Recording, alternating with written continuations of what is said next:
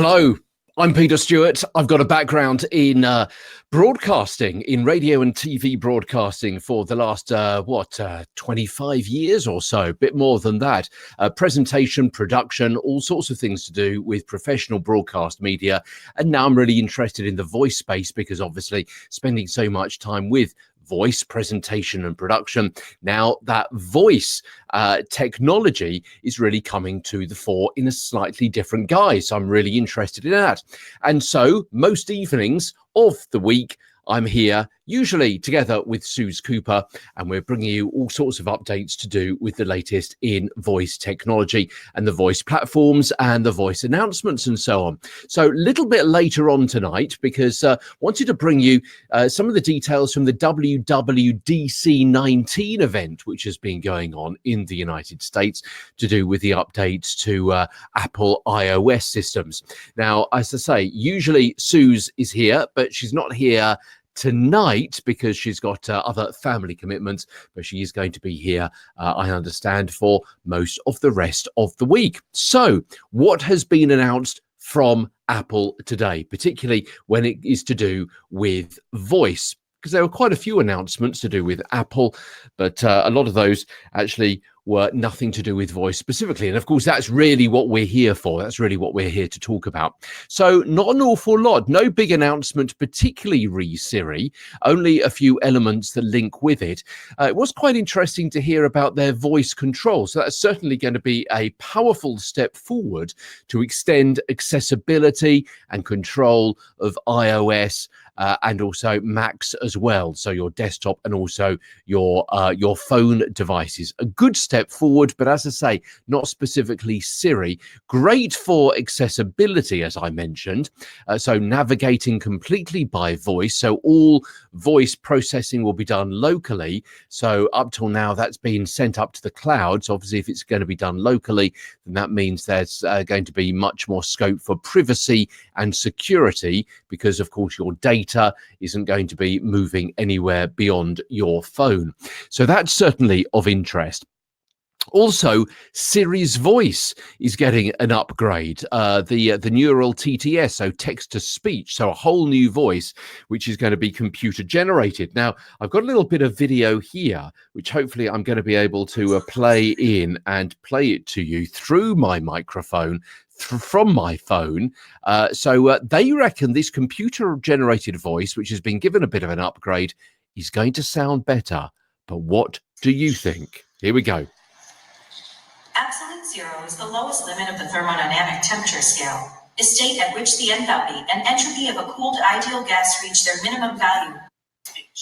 I'm not entirely sure that sounds any better than Siri does at the moment, to be totally honest.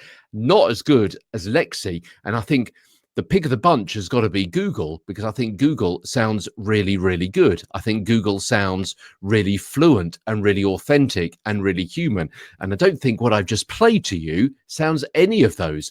Arguably, they picked the wrong bit of audio to play, I would suggest, because it sounded quite technical to me. So obviously, it wasn't going to have the kind of fluency of a natural conversational language when she's using more technical terms. But anyway, that's the second thing to tell you about. But maybe the big thing of interest is that Apple's going to be now scanning audio of podcasts to enable search and discovery of content. Now, this is really interesting, perhaps not really to do with Siri, but it is to do with voice, the way that it's going to be translating the audio of a human voice and actually putting that into text. So the other way around from what we've just heard.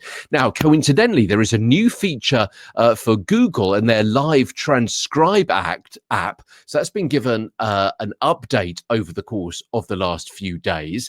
And that also includes, interestingly, translation as well. So we're not going that far with what Apple is suggesting. So again, they're going to be scanning the audio of podcasts, so scanning podcasts. And when I say podcast, essentially, we're also talking about flash briefings as well, yeah, to enable search and better discovery of content. So being able to provide a transcription of what you're saying. Now, I'm working from some notes now, but I'm pretty much ad-libbing round those bullet points that I made a little bit earlier on today over the last hour or so. So what this is suggesting is that in the future, I will be able to have potentially a transcription of exactly what I said. And that is going to help with searchability and discoverability.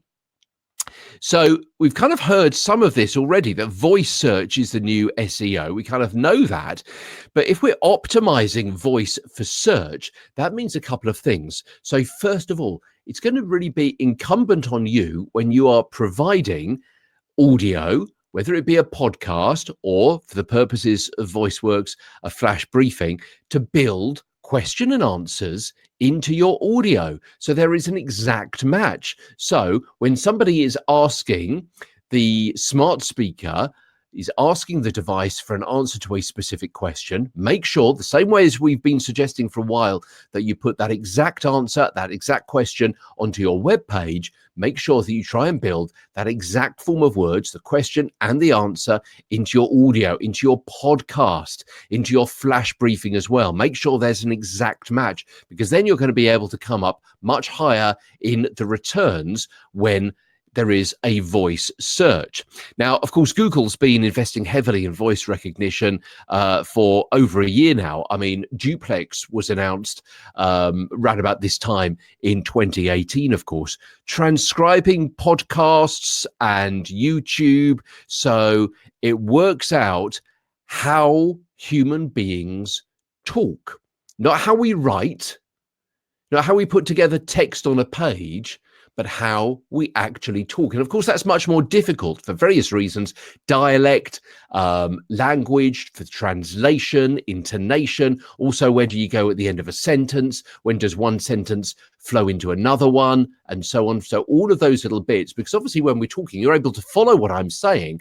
But if it's written down, you'll be able to realize, oh, that's one complete sentence, and now he's moved on to another thought, or that new paragraph relates to a paragraph that he said a little bit earlier on. Much more difficult when it's a transcription from an ad-libbed voice. So the transcription of Siri in this case, but also, as we've said about Google in the past, working out how human beings talk. And if it works that out, then it's going to work out how we communicate as well. The subtleties in the language and the content of the language. So transcribe, connect. And what's the third part of that? It's going to be sell, isn't it? If we're talking about something, if we're talking about an artist, we're talking about a brand, we're talking about a product, and people are interested in that, and they're searching for information on that from a podcast or from a flash briefing, and then because they're interested in that, then to be able to sell them that product, that service, that brand is going to be hugely valuable to these companies and hugely valuable to the brands who are making use of this, and they're able to sell more products. Text that computers can understand will give a hugely valuable database. Flash briefing content that is transcribed and then easily found is hugely valuable. So we're talking about smart speaker optimization, making sure that you have clear keywords in a show. So again, it is easily found. So hopefully that's of interest. That's just some basic feedback from me, some kind of gut reaction, from a few notes after I was following the WWDC19 event a little bit earlier on today. Of course, we really wanted to see and hear a big step up with Siri, a real move by Apple into voice first, into voice skills and so on. No real voice enabled innovation there. It was a great opportunity to feature a robust Siri voice operating system, a commitment to voice first, but that really didn't happen, did it? Looking at a few tweets tonight from Richard Coppola, replying to Brian Romley earlier on. And Richard is an executive creative director, producer, designer, writer, editor, video and interactive media out of Connecticut. And he was saying, I think they needed this year to align their development environment and OS platforms, partly in preparation for next year's ARM roadmap. Siri, in my opinion, will be next year. It wasn't the right time.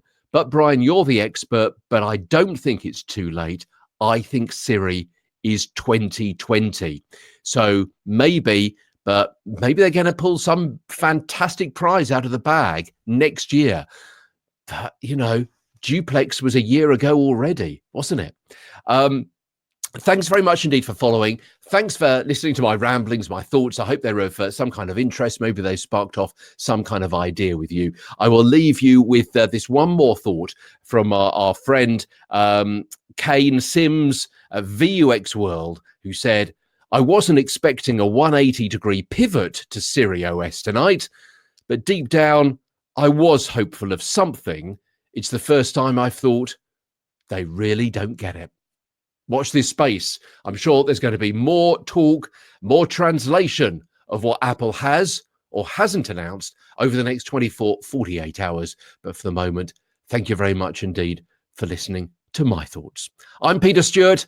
I'll be back with you tomorrow.